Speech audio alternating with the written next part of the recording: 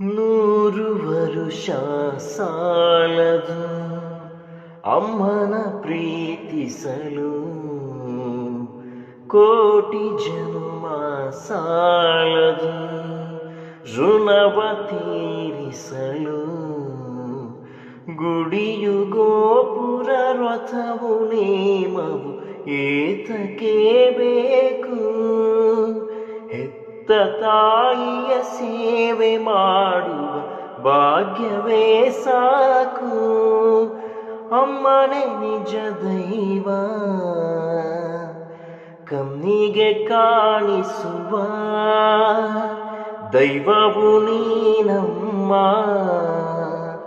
ಕನಸಿನ ಕಂಗಳ ತುಂಬಿದ ತಾಯಿ, ಮಮತೆಯ ಜೋಗು